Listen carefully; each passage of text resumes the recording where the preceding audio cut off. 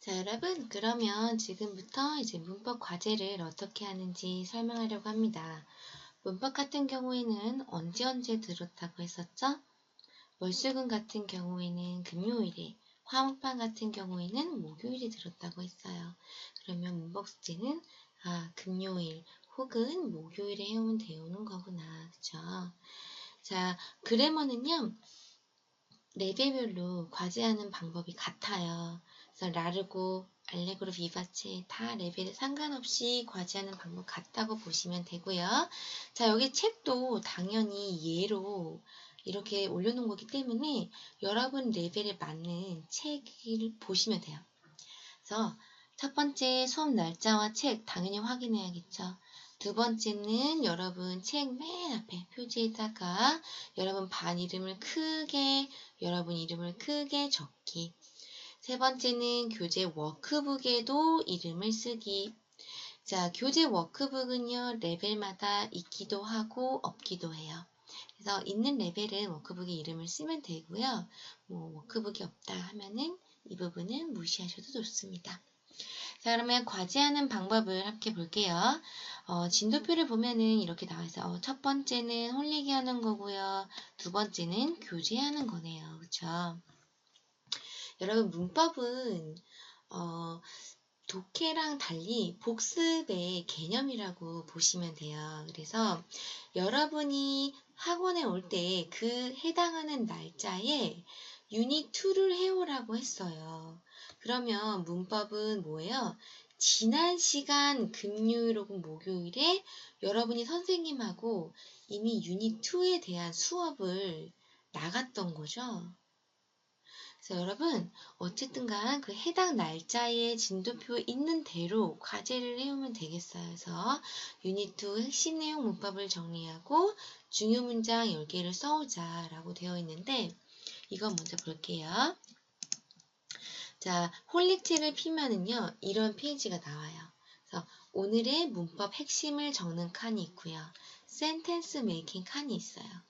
자, 오늘의 문법 핵심은 여러분이 선생님하고 배운 문법 중에서 이제 중요하다고 생각하는 거, 외워야 되는 거, 이런 걸 여러분들이 스스로 정리를 해오는 칸이고요.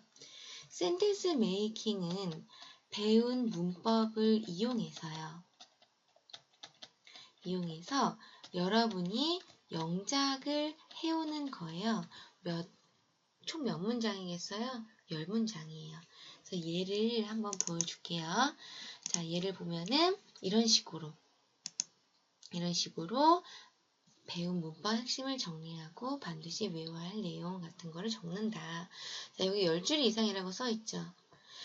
만약에 여러분이 선생님하고 명사 부분을 나갔는데요. 책에서 이론에 해당하는 게 총 3쪽이었어요. 예를 들어서 그러면 여러분 3쪽에 해당하는 내용에 대한 문법 핵심을 정리를 해야 되는데 어떤 친구들 보면은 막 한쪽만 대강 적어온 친구들이 있어요. 여러분 그거는 과제를 제대로 해온 것도 아니고요.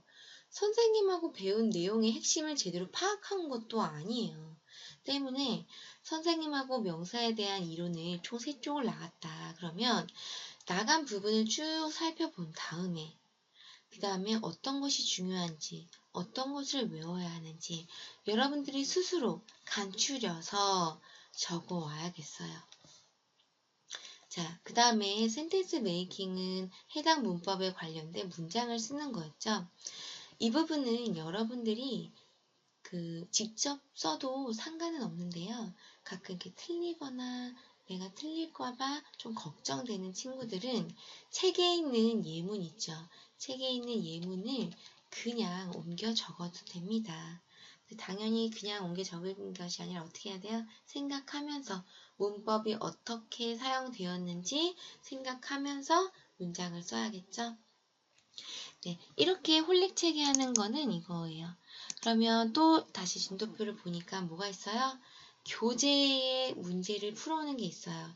그래서 수업 시간에 문제를 다 풀 수 없기 때문에 여러분들이 해당 단원의 문제를 다 풀어와야지 돼요. 끝까지. 그다음에 채점도 해오는 건데 이 부분은 선생님이 어디까지 해오세요 라고 정해주실 거예요. 그러면 선생님 말씀 잘 듣고 거기까지 채점을 해오면 돼요. 자, 여러분 채점을 하고 나면 반드시 무엇이 생겨요? 네, 정답과 오답이 생길 거예요. 그러면 틀린 문제는 그냥 넘어가면 안 돼요. 오답 노트를 따로 만들어서요. 거기에 문제 쓰고 왜 내가 틀렸는지, 정답의 이유는 무엇인지를 써야겠죠. 그래서 오답 노트 만드는 방법은 수업 시간에 선생님이 따로 설명을 해주겠습니다. 자, 여러분 그래머 숙제는 간단하죠? 이거 2가지, 그리고 오답까지 합하면 총 3가지. 이게 다예요. 그래서 레벨별로 방식도 동일합니다. 여러분 문법은 되게 어려워하는 친구들이 많은데요. 문법은 사실 복습을 제대로 하면 어렵지 않거든요. 이해를 바탕으로 암기를 하고 그것을 문제에 적응하는 그런 과정을 계속 반복하다 보면 분명히 문법이 어렵지만은 않고요. 재미있어지고 독해, 스피킹, 영작할 때도 적용할 수 있는 날이 올 거예요. 자, 여러분 수업 시간에 선생님하고 즐겁게 수업을 합시다. 자, 문법 과제 설명은 여기까지 할게요.